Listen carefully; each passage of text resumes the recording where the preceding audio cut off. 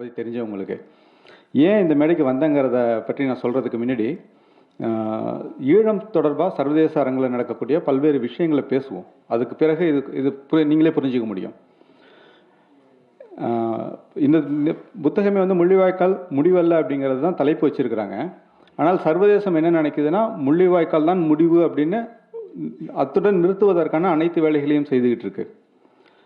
இதில் நம்ம தொடர்ச்சியாக ஐநாவில் பல்வேறு தீர்மானங்கள் கொண்டு வரப்பட்டிருக்கின்றன. அமெரிக்காவால் முன்மொழியப்பட்டு இந்த தீர்மானங்கள் ஒரு தீர்வை தரும் என்று பலரும் நம்பிக்கொண்டிருக்கிறார்கள். ஆனால் இந்த தீர்மானத்தில் என்ன இருக்குது அல்லது என்ன நடந்துகிட்டு இருக்குங்கிறதுலேருந்து நம்ம பின்னோக்கி போவோம். இப்போ கடைசியாக 2015 செப்டம்பரில் வந்து ஐநாவினுடைய விசாரணை குழு அறிக்கை தாக்கல் செய்யப்பட்டது. அதாவது OISLன்னு சொல்லுவாங்க, இலங்கை மீதான விசாரணை குழு. இந்த விசாரணை குழுவோட அறிக்கையில் வந்து நீங்கள் பார்த்தீங்கன்னா அந்த அறிக்கையில் பல்வேறு குற்றச்சம்பவங்களை எடுத்து கையாண்டிருக்கிறாங்க.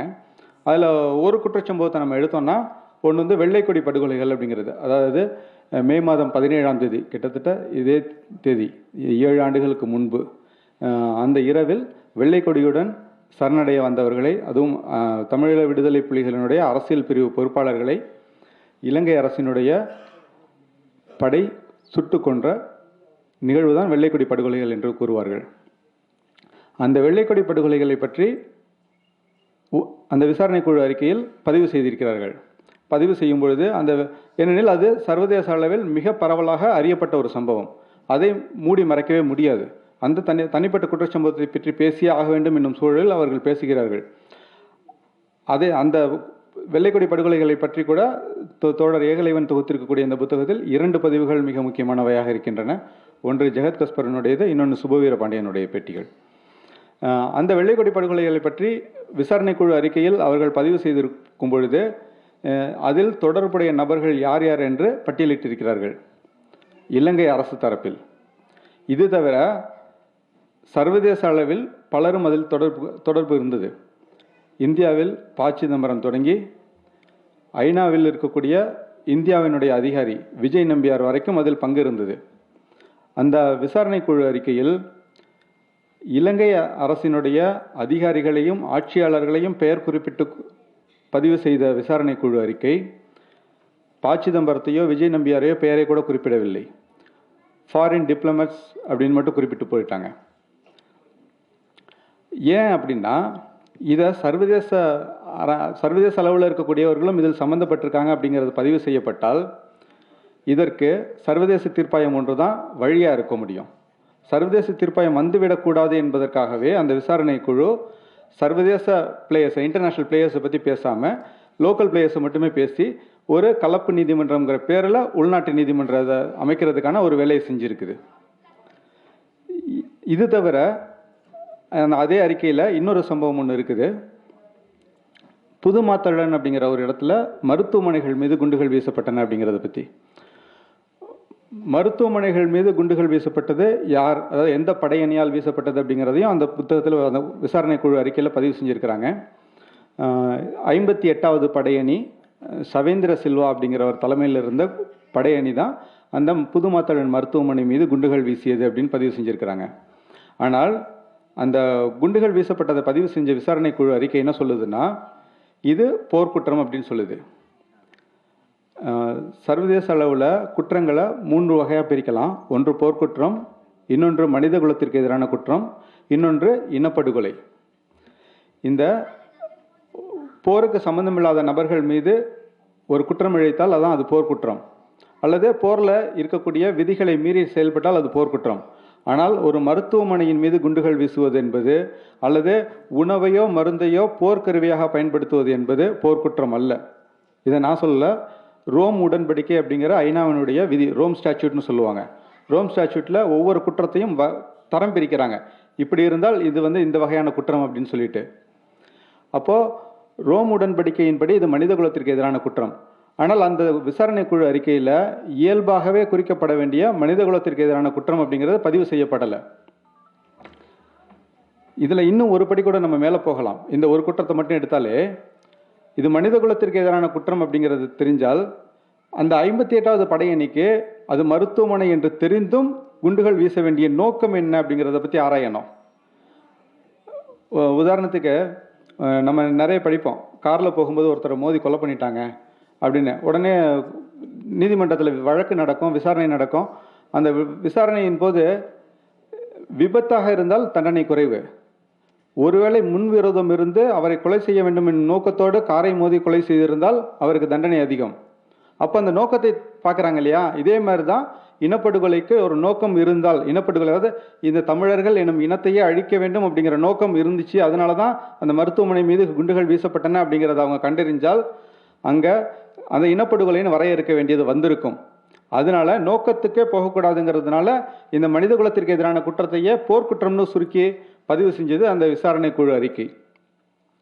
இப்படி சர்வதேச அளவில் தமிழர்களுக்கு ஏதோ தீர்வு கிடைக்கும் என்று நம்பப்பட்ட அந்த விசாரணை குழு, ஐநாவினுடைய விசாரணை குழுவிலும் கூட தமிழர்களுக்கு எதிராக தான் பல சம்பவங்களும் நடந்திருக்கின்றன. இதில் அந்த சவேந்திர சில்வாவை பற்றி சொன்னேன் இல்லையா? இன்னும் கொஞ்சம் நேரம் கழிச்சு திரும்ப அவரை பற்றி பேசுவாங்க, ஞாபகம் வச்சுங்க. நான் பேச நிறைய விஷயம் பலருக்கு புது விஷயமா இருக்கும், தப்பாக எடுத்துக்காதீங்க. ஏன்னா நான் பேச வரும்போது எல்லாத்தையும் சொல்லிடணும்னு நினைப்பேன். இப்போ அடுத்த கட்டமாக சர்வதேச அளவில் என்ன நடக்குதுன்னா, இந்த ஈழம் குறித்த பேச்சே எங்கேயுமே எழக்கூடாது. இது உள்நாட்டில் ஒரு நல்லிணக்கம் ஏற்பட்டுருச்சு, ரீகன்சிலேஷன் சொல்லுவாங்க, நல்லிணக்கம் ஏற்பட்டுருச்சு. அதனால் இதுக்கு மேல் இது ஒரு புது அரசாங்கம் வந்துருச்சு, அந்த அரசாங்கம் எல்லாத்தையும் பார்த்துக்குது. இதனால் இதுக்கு மேலே வந்து சர்வதேச விசாரணையோ ஒரு பொதுவாக்கெடுப்போ தேவையில்லை அப்படின்னு மூடி மறைக்கிறதுக்கான அனைத்து வித வேலைகளும் சர்வதேச அரங்கில் நடைபெற்றுட்டு இருக்கு. இந்த சூழலில் தான் நம்ம இன்னைக்கு நிற்கிறோம். இது நான் ரொம்ப சுருக்கமாக சொல்லியிருக்கிறேன். ஸோ இன்னும் பேச ஆரம்பித்தா இன்னும் விரிவாக கூட பேசலாம். அவர் விஸ்வா முதல்ல பேசும்போது சொன்னார், ஐநாவினுடைய உள்ளக அறிக்கை கொண்டு வந்தோன்னு சொல்லிட்டு. பான் கி மூன் செயலற்று இருக்கல, செயலற்று இருக்க விரும்பினார். ஏன்னா அவருக்கு ஒரு தனிப்பட்ட நோக்கம் இருந்தது இந்த இனப்படுகொலையில் பங்கெடுப்பதற்கு. அவர் ஐநாவினுடைய அடிப்படை கடமை என்னென்னா, எந்த மக்கள் ஒரு போர் நடக்குது அப்படின்னா எத்தனை பேர் கொல்லப்பட்டிருக்கிறாங்க அப்படிங்கிறத சர்வதேசத்துக்கு சொல்லி சர்வதேச நாடுகளின் அழுத்தத்தோடு அந்த போரை முடிவுக்கு கொண்டு வர்றது தான் ஐநாவினுடைய பணி. ஆனால் 2009 பிப்ரவரி 17 அன்னைக்கு ஐநாவினுடைய செய்தி தொடர்பாளர் மிச்சல் மோண்டாஸ் அப்படிங்கிற பெண்மணிகிட்ட வந்து கேட்குறாங்க, எத்தனை பேர் செத்து போயிருக்கிறாங்க அப்படிங்கிறபோது அந்த பெண்மணி ரொம்ப அலட்சியமாக சொல்லுது, உடல்களை எண்ணுவது எங்கள் பணி அல்ல அப்படின்னு. அப்போது ஐநா வந்து தன்னுடைய கடமையை செய்ய தவறியது அப்படிங்கிறத நம்ம பல்வேறு சம்பவங்கள் இதெல்லாம் தான் நான் வந்து ஆதாரங்களோட வெளில கொண்டு வந்திருந்தது. அப்போது இது மாதிரி ஐநாவும் அமெரிக்காவும் இந்தியாவும் சீனாவும் இங்கிலாந்தும் பாகிஸ்தானும் ரஷ்யாவும் இஸ்ரேலும் உலகில் இருக்கும் பல்வேறு நாடுகளும் இணைந்து இந்த இனப்படுகொலையை மூடி மறைப்பதற்காகவும் குற்றவாளிகளை தப்புவிப்பதற்காகவும் தொடர்ந்து பல்வேறு செயல்களை செய்து கொண்டு வருகிறார்கள். இந்த நேரத்தில் தான் நம்ம என்ன பண்ண வேண்டியது இருக்குது அப்படிங்கிறத பார்க்க வேண்டியது இருக்குது. அதில் தான் இந்த புத்தகம் வந்து முக்கியமான புத்தகமாக நான் பார்க்குறேன். அதனால தான் நான் இந்த மேடைக்கு வந்து நிற்கிறேன். இந்த புத்தகம் எப்படி முக்கியமானது அப்படிங்கிறத திரும்ப 2 நாடுகளுடைய சம்பவங்கள்லேருந்து ஆரம்பிக்கிறேன். ஆப்பிரிக்காவில் சாட் அப்படின்னு ஒரு நாடு, CHAD அப்படிங்கிறது ஸ்பெல்லிங்கு. அந்த நாட்டினுடைய முன்னாள் அதிபர், அதாவது சர்வாதிகாரி ஹிசேன் ஹாப்ரே அப்படின்னு ஒருத்தர் பேர். அவர் வந்து அந்த நாட்டில் இனப்படுகொலை நடத்தினார். உடனடியாக அப்போ வந்து அங்கே இருந்த மக்கள் வந்து பாதிக்கப்பட்ட மக்கள் என்ன பண்ணாங்கன்னா, பெல்ஜியம் அப்படிங்கிற நாட்டில் போய் வழக்கு பதிவு செஞ்சாங்க. சாடில் நடந்ததுக்கு பெல்ஜியத்தில் போய் எப்படி வழக்கு பதிவு செய்ய முடியும்னு நீங்கள் நினைக்கலாம். ஆனால் இங்கே தான் யுனிவர்சல் ஜூரிஸ்டிக்ஷன் அப்படிங்கிற ஒரு விஷயம் வருது. நீங்கள் கூட சமீபத்தில் பார்த்துருப்பீங்க, மும்பையில் நடந்த குண்டுவெடிப்புக்கு அமெரிக்காவிலேருந்து FBI விசாரணைக்கு வந்துச்சு. ஏன் அப்படிங்கிறத யோசித்து பார்த்தீங்கன்னா உங்களுக்கு தெரியும், அமெரிக்காவினுடைய சட்டப்படி அமெரிக்க குடிமகன் உலகின் எந்த பகுதியில் துன்புறுத்தலுக்கு உள்ளானாலும் அதனை விசாரிப்பதற்கான அதிகாரம் அந்த நாட்டுக்கு இருக்குது அப்படிங்கிறது. நீங்கள் ஏதாவது கடையில் போய் பில் வாங்க போனால் கூட ஏதாவது பொருள் வாங்குறீங்கன்னா உங்களுக்கு பில் கொடுப்பாங்க, அதில் சப்ஜெக்ட் டு சென்னை ஜூரிஸ்டிக்ஷன் கொடுத்துருப்பாங்க. என்னென்னா சென்னையின் சட்ட வரையறைக்கு உட்பட்டது அப்படிங்கிற மாதிரி. அது மாதிரி ஒரு நாட்டுக்குமே சில சட்ட வரையறைகள் இருக்குது. அதில் பெல்ஜியம் அப்படிங்கிற நாட்டில் வந்து யுனிவர்சல் ஜூரிஸ்டிக்ஷன் அப்படின்னு ஒன்று இருக்குது. யுனிவர்சல் ஜூரிஸ்டிக்ஷன் அப்படின்னா என்னென்னா, உலகில் நடைபெற்ற எந்த குற்றத்தையும் விசாரிப்பதற்கும் தண்டிப்பதற்கும் அவர்களுக்கு அதிகாரம் இருக்கிறது அப்படிங்கிறது தான். இதை தான் அந்த சாடுனுள்ள பாதிக்கப்பட்ட மக்கள் என்ன பண்ணாங்க, உடனடியாக போய் பெல்ஜியத்தில் கேஸ் ஃபைல் பண்ணாங்க. பெல்ஜியத்தில் கேஸ் நடந்துச்சு. அதுக்கு பிறகு அது சர்வதேச அளவில் நடக்கக்கூடிய பல்வேறு பிரச்சனைகளில் இப்போ வந்து செனகலில் அந்த எக்ஸ்ட்ரா கான்ஸ்டியூஷனல் கோர்ட்டுன்னு சொல்லப்படக்கூடிய ஒரு கோர்ட்டு அமைச்சு அது வந்து விசாரணை நடந்துக்கிட்டு இருக்கு. இன்னொரு சம்பவம் ஒன்று இருக்குது. மௌமௌ, கென்யா நாட்டில் மௌமௌன்னு ஒரு இனம், அந்த இனத்தின் மீது பிரிட்டிஷார் வந்து இதே மாதிரியான ஒரு இனப்படுகொலை நடத்தும் போது அவர்களும் பிரிட்டிஷ் நாட்டில் அப்போ வழக்கு பதிவு செஞ்சுருந்தாங்க. இதற்கான தீர்ப்புகள்லாம் இப்போ வருது. அப்போ நமக்கு தேவை என்னன்னா, பாதிக்கப்பட்ட மக்கள் சாட்சியங்கள் அளிக்கிறது அப்படிங்கிறது மிக மிக முக்கியம். இந்த சாட்சியங்களை அளிப்பதற்கு நமக்கு ஒரு பொறிமுறை இருந்தது. அந்த பொறிமுறை நம்ம சரியாக பயன்படுத்திக்கல. அது வந்து ஐநாவினுடைய விசாரணை குழு இருந்தது. விசாரணை குழுவில் அது சரியாக செயல்படலைனாலுமே கூட நம்ம சாட்சியங்களை பதிவு செஞ்சுருந்தோம்னா நாளைக்கு நம்ம ஐநாவில் வந்து நான் கொடுத்த சாட்சியம் என்னாச்சுங்கிற கேள்வி கேட்க முடியும். ஆனால் நம்ம அதை பயன்படுத்தலை. அப்போ நமக்கு என்ன தேவை இருக்குன்னா, எல்லா சாட்சியங்களையும் தொகுக்க வேண்டிய தேவை ஒன்று நமக்கு இருக்குது. இந்த நேரத்தில் தான் நம்ம வந்து நான் சர்வதேச அரங்கில் நடந்ததை பற்றி சொன்னேன். இப்போ இந்தியாவில் அல்லது தமிழ்நாட்டில் என்ன நடக்குது அப்படிங்கிறத பற்றி நம்ம பார்க்கணும். இந்த சவேந்திர சில்வா அப்படிங்கிறவர் வந்து தண்டிக்கப்படக்கூடாது அப்படிங்கிறதுனால இலங்கை அரசாங்கம் என்ன பண்ணிச்சுன்னா, ஐநாவினுடைய அதிகாரியாக கொண்டு போய் நியமிச்சிருச்சு. ஐநாவினுடைய அதிகாரியை வந்து தண்டிக்க முடியாது.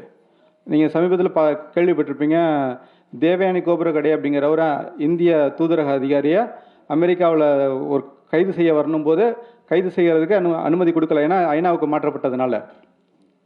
அது மாதிரி கைது செய்யப்படக்கூடாது அப்படிங்கிறதுனால அந்த சவேந்திர சில்வாவை இலங்கை அரசாங்கம் என்ன பண்ணிச்சுன்னா போய் ஐநாவில் நியமிச்சிருச்சு.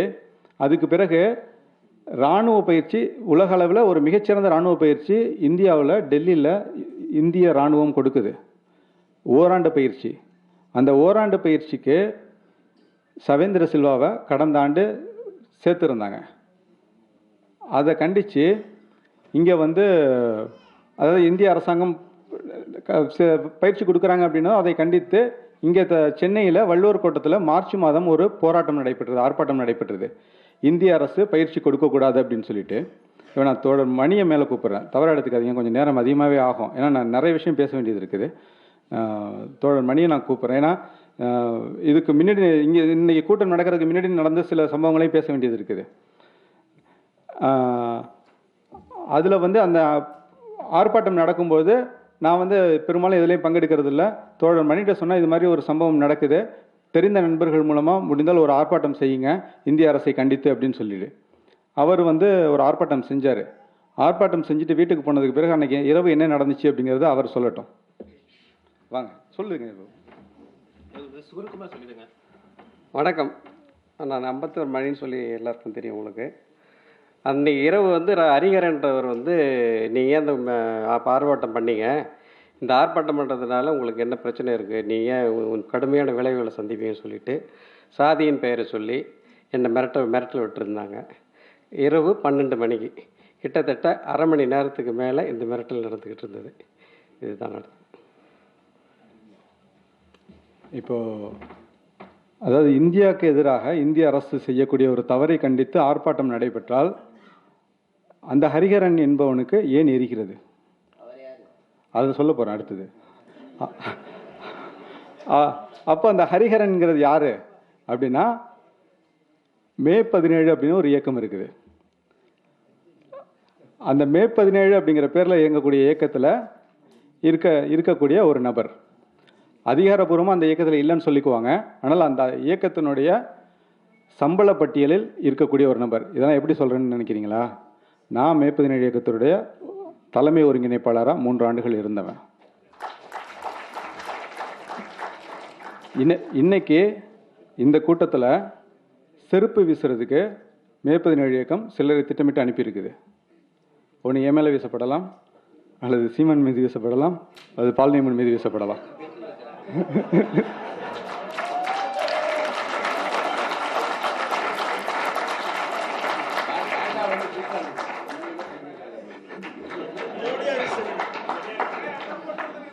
இப்போ இந்த இந்த வேலையை செய்து கொண்டிருக்கக்கூடிய, அப்போ இந்தியாவுக்கு எதிராக போராட்டம் பண்ணால் இவனுக்கு ஏன் எரியுது? அப்போ இங்கேருந்து தான் நம்ம வந்து தமிழ்நாட்டில் இருக்கக்கூடிய பல்வேறு விஷயங்களை புரிஞ்சிக்க வேண்டியது இருக்குது. இங்கே வெளியில் வந்து ஈழத்துக்கு ஆதரவாக இருப்பதாக வேடம் போட்டுக்கொண்டு ஒரு போராட்டம் சரியான திசையில் செல்லும்போது அதை தடுக்கக்கூடிய வேலையினை செய்வதற்கு பலர் இருக்கின்றார்கள். இந்த மேய்ப்பர்கள் மட்டும் இல்லை, இன்னும் பலர் இருக்கிறார்கள். அதில் வந்து நான் ஒன்று ஒன்றா ஆரம்பிக்கிறேன். இப்போ வந்து இங்கே அந்த நபர்கள் வந்திருக்கிறாங்க. அவங்க வந்து ஏற்கனவே என் வீட்டுக்கு வந்து நள்ளிரவில் வந்து ரவுடிகள் அனுப்புனாங்க. 2015 ஜனவரி மாதத்தில் என் வீட்டுக்கு நள்ளிரவில் ரவுடிகள் அனுப்புனாங்க. அதில் ஹரிஹரன் ஒருத்தன் வந்திருந்தான். அந்த ஹரிஹரனுடைய முழு நேர வேலை என்னென்னா குடிக்கிறது, போராட்டத்து காலத்துக்கு புதுசாக வர்றவங்கள குடிக்காரர்களாக மாற்றுறது. இதுதான் அவனுடைய அஜெண்டா. அவனும் வந்திருந்தான். இப்போ அந்த குழுலேருந்து இங்கே வந்திருக்கிறாங்க. அதனால் அந்த தம்பிங்க வந்து அங்கே ஏற்கனவே என் வீட்டுக்கு வந்திருக்கும் போது என்ன பண்ணாங்க, ஃபோனை வந்து அவங்க ரவுடிங்கெல்லாம் அனுப்பும்போது ஃபோனை போட்டு நேரடியாக அங்கே மேய்ப்பர் இயக்கத்தில் இருக்கக்கூடிய பலருக்கு வந்து அவங்க லைவாக கேட்டுகிட்டு இருந்தாங்க, என்ன பேசிகிட்டு இருக்கிறேன் அப்படிங்கிறது. அது மாதிரி இங்கே கேட்டுட்ருப்பாங்க. அதனால் நான் சொல்ல போகிற விஷயங்கள் எல்லாம் கொஞ்சம் கரெக்டாக குறிச்சிங்க. ஏன்னா அவங்களுக்கு இங்கே வந்திருக்க பசங்களுக்கு ஒன்றும் தெரியாது. சொல்றது அப்படியே கேட்டுட்டு வந்திருப்பாங்க. இதில் வந்து இனப்படுகொலை நடந்தது அப்படிங்கிறது வந்து நம்ம எல்லாருக்கும் தெரியும். ஆனால் இந்த இனப்படுகொலைக்கான மிக முக்கியமான காரணி என்னங்கிறத பற்றி யாருக்கும் தெரியாது. மிக முக்கியமான காரணி அப்படிங்கிறது நம்ம ஏற்றுக்கிட்டாலும் ஏற்றுக்கலைனாலும் கருணாவுடைய பிரிவு. கருணாவை திட்டமிட்டு விடுதலை புலிகள் இயக்கத்திலிருந்து வெளியேற்றினார்கள். வெளியேற்றிய பிறகு கருணா தான் எங்கெங்கு மக்கள் இருக்கிறார்கள், மக்களுடைய பாதுகாப்புக்கு இருக்கக்கூடிய இராணுவமான தமிழீழ விடுதலை புலிகளினுடைய படைத்தளங்கள் எங்கெங்கே இருக்கின்றன என்பதெல்லாம் மிக தெளிவாக பட்டியல் போட்டு கொடுத்தான். அதன் அடிப்படையில் தான் இலங்கை இராணுவமும் இந்திய இராணுவமும் சர்வதேச நாடுகளும் இணைந்து அந்த இனப்படுகொலை நடத்தி முடித்தன. அந்த கருணாவை பிரிப்பதற்கு மிக முக்கியமாக நடைபெற்ற ஒரு சம்பவம் என்னவென்றால் ஒரே ஒரு எளிய பொய், ரொம்ப சிம்பிளான ஒரு பொய்யுங்க. என்ன தெரியுமா சொன்னாங்க? வரலாறுகள் இப்படி தான் உருவாக்கப்படுது. ஒரு சின்ன பொய்யை சொல்லி ஒரு இனத்தை அழிச்சிட்டு போயிட்டானுங்க. என்ன சொன்னாங்கன்னா, கிழக்குக்கு முக்கியத்துவம் இல்லை, தலித்துகளுக்கு முக்கியத்துவம் இல்லை அப்படிங்கிற பொய்யை தான் 2002 கட்டமைக்க ஆரம்பிச்சானுங்க. அது தொடர்ந்து அந்த பொய்யை கட்டமைச்சு கருணா அதே காரணத்தை சொல்லி வெளியேற்றுறதுக்கான தூண்டுகோலாக இருந்தானுங்க. அந்த நபர்கள், அந்த பொய்யை சொன்ன நபர்கள் இன்னைக்கு மே 17 இயக்கத்தினுடைய ஒருங்கிணைப்பாளராக இருக்கக்கூடிய லேனா குமார், வளர்மதி, இந்த 2 பேரும். இவனுங்க தான் ஊர் ஊராக புலிகளுக்கு எதிராக புத்தகத்தை போட்டு தலையில் தூக்கி சுமந்தானுங்க. புலிகளுக்கு எதிரான கட்டமைப்பை உருவாக்கிய அவர்கள் தான் இன்னைக்கு நாங்கள் வந்து தமிழீழத்துக்கு ஆதரவாக இருக்கிறோம் அப்படின்னு சொல்லிட்டு நாடகம் போட்டுக்கிட்டு இருக்கிறாங்க. இங்கே செருப்பு வீசுறதுக்காக வந்திருக்கிறவங்க என்ன காரணத்தை சொல்லி செருப்பு வீசுகிறாங்களோ அதே காரணத்துக்காக லேனா மீதையும் வீசலாம். அது செய்வாங்களா? இப்போ பால்னிமன் பேசுனதுலேருந்து நான் சில விஷயங்களை கொஞ்சம் நான் பேச விரும்புகிறேன். இதில் வந்து டப்ளின் தீர்ப்பாயத்தில் வந்து இனப்படுகொலை பற்றி பேசியிருந்தேன் அப்படின்னு சொல்லி சொல்கிறாரு. அங்கே டேக் தமிழ் செகண்ட்ஸ் ஜெனசைடினுடைய ஜனனி அப்படிங்கிற ஜனநாயகம் அப்படிங்கிறவங்க ஆர்கியூ பண்ணும்போது பேசினாங்க. ஏன்னா எல்லாருமே போர்க்குற்றம் அப்படிங்கிறது தான் பேசியிருந்தாங்க. முதன்முறையாக ஜனனி தான் அங்கே வந்து ஆர்கியூ பண்ணாங்க. என்ன ஆர்கியூ பண்ணாங்கன்னா, இதை வந்து நீங்கள் போர்க்குற்றம் அப்படிங்கிற ஆங்கிள்லேருந்து மட்டும் பார்க்காதீங்க, இதில் வந்து ஜெனசைடு நடந்துக்கிறதுக்கான வாய்ப்புகள் ஜெனசைடுங்கிற ஆங்கிள்லேருந்து பார்க்கணும், இனப்படுகொலைங்கிற ஆங்கிள்லேருந்து பார்க்கணும் அப்படின்னு சொல்லியிருந்தாங்க. அதன் அடிப்படையில் தான் தீர்ப்பிலே கூட மிக தெளிவாக குறிப்பிட்டிருந்தார்கள். ஜனனி ஜனநாயகம் கேட்டுக்கொண்டதன்படி இதில் இனப்படுகொலை நடந்திருப்பதற்கான வாய்ப்புகள் இருக்கின்றன, அதை பற்றி ஆராய வேண்டும் அப்படின்னு தீர்ப்பில் பதிவு செஞ்சுருந்தாங்க. அதில் பால் நியூமன் பதிவு செஞ்சதில் 41 பக்கத்தில் நான் வந்து பதிவு பண்ணேன், 40 பக்கம் பாராட்டுதல்லாம் பண்ணேன். நான் வந்து நான் ஒரு அசோசியேஷன் மூலமாக போயிருந்தேன் அப்படின்னு சொல்கிறாரு. அந்த 40 பக்கம் இருந்தாலும் 18வது பக்கத்தில் என்ன பதிவு பண்ணியிருந்தார் அப்படின்னா, நான் வந்து எல்லாருக்குமே தெரியும், சீமானுக்கு தெரியும், யார் தப்பு பண்ணாலும் தப்புன்னு சொல்லக்கூடிய ஆள். அதனால் இந்த மேடையில் வந்துட்டு நான் இங்கே இருக்கவங்களை குறை சொல்கிறேன்னு நினைக்க வேண்டாம். ஏன்னா முதல்ல வந்து தவறுன்னு ஒத்துக்கிறது தான் தவறை சரி செய்கிறதுக்கான முதல் வழி. அதை இல்லாமல் நான் வந்து அதுக்காக பண்ணேன் இதுக்காக பண்ணங்கிறதெல்லாம் வேண்டாம். அந்த இடத்துல அது சிங்களவங்க கூட வைக்காத ஒரு அபாண்டமான குற்றச்சாட்டு அது. ஏன்னா சிங்கள தரப்புலேருந்து தான் கமாண்டர் வாசன் வந்துட்டார். அதுக்கு பிறகு நான் வந்து இப்போ நடுநிலையானால நான் வந்து புலிகள் மீதையும் குற்றம் சுமத்துவேன் அப்படிங்கிறது தேவையே இல்லை. ஏன்னா அங்கே வந்து சிங்கள அரசு செய்த விஷயங்களை பற்றி ஆராயிறதுக்காக தான் அந்த தீர்ப்பாயமே கூட்டப்படுது. அதில் புலிகள் மீது என்ன குற்றச்சாட்டு வைக்கிறார் அப்படின்னா, புலிகள் வந்து சிறு வயது பிள்ளைகளை இராணுவத்திற்கு பிடித்து சென்று விடுகிறார்கள். அதனால் சீக்கிரமாகவே அவங்களுக்கு கல்யாணம் பண்ணி வச்சிடுறாங்க. கல்யாணம் பண்ணி வச்சாலும் கூட்டிகிட்டு போயிடுறாங்கிறனால மிக விரைவாக கருத்தரிப்பதற்கான வேலைகளையும் கூட மக்கள் செய்தார்கள் அப்படிங்கிற மாதிரி ஒரு அபாண்டமான குற்றச்சாட்டு. இதுக்கு எந்த விதமான ஆதாரமும் கிடையாது. ஆதாரமற்ற ஒன்றை புலிகள் மீது அந்த தளத்தில் வைக்க வேண்டிய தேவையே இல்லை. இன்னைக்கு வேணால் அதை சால்ஜாப் சொல்லலாம், சமாளிச்சுக்கலாம். ஆனால் உண்மை அதை வைக்க வேண்டிய தேவையே இல்லை. ஏன்னா சிங்கள தரப்புல தான் ஒருத்தன் வந்து பேசுகிறானே. அப்போ இப்போ இந்த மாதிரி செஞ்ச இதை பற்றி இது வரைக்கும் யாரும் பேசலை. இது பார்லிமெண்ட் மட்டும் இல்லை, இன்னொரு தளத்தில் வந்து இதே மாதிரியான வேலையை திருமுருகன் பண்ணியிருந்தார்.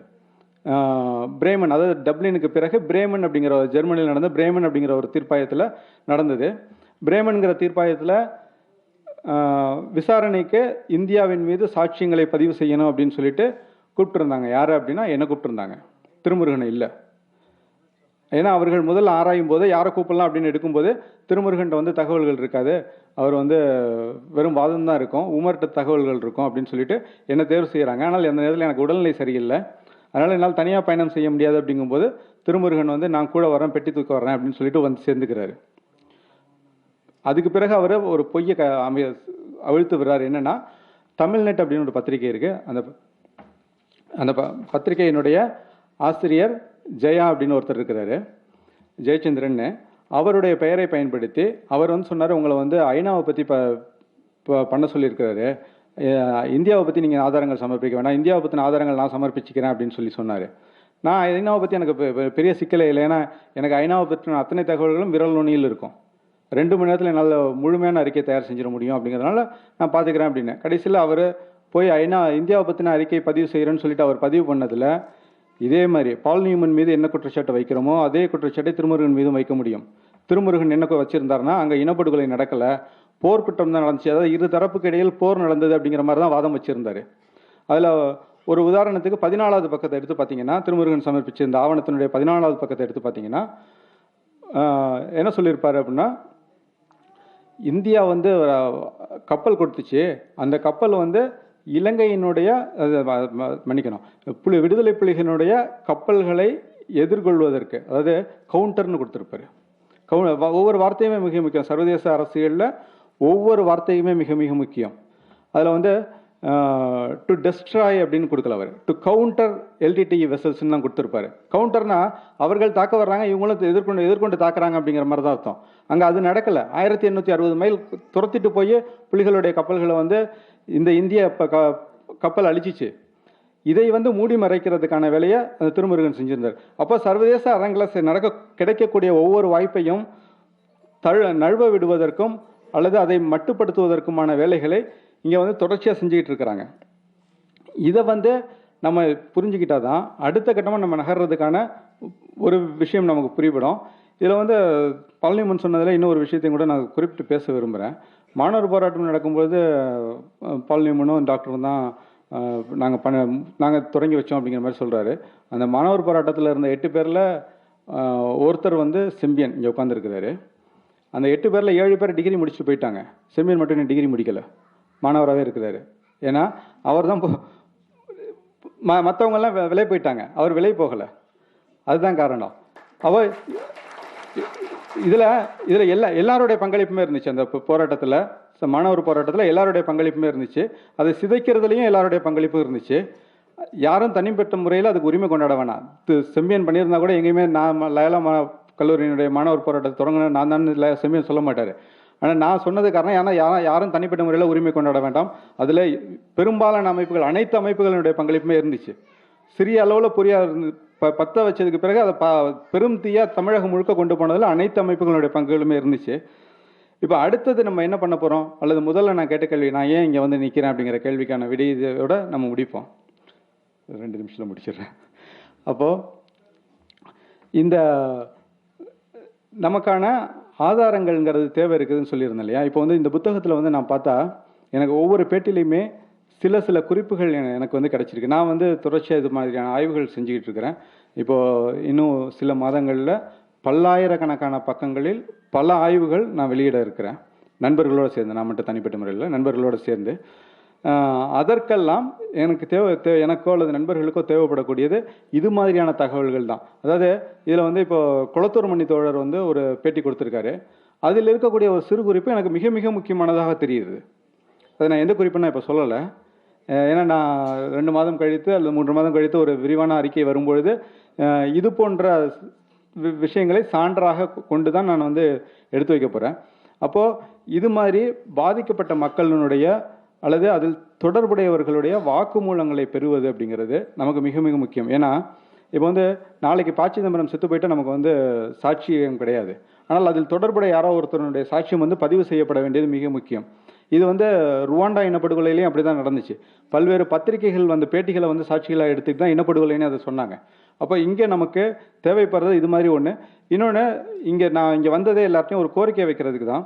உங்களுக்கு தெரிந்த நண்பர்கள் ஈழப்போரில் சம்மந்தப்பட்டவர்கள், அதாவது நேரடியாக களத்தில் நிற்கணும் இல்லை, அவர்களுக்கு தெரிந்த எந்த ஒரு சின்ன சம்பவமாக இருந்தாலும் கூட தயவு செஞ்சு அதை ஆவணமாக்குவதற்கு முன்வாருங்கள் என்பதற்காக தான் நான் இங்கே வந்து கூட்டத்துக்கே வந்திருந்தேன். இதை அனைவரும் ஒருங்கிணைந்து செய்வோம் என்று கூறி வாய்ப்பிற்கு நன்றி கூறி விடைபெறுகிறேன். நன்றி, வணக்கம்.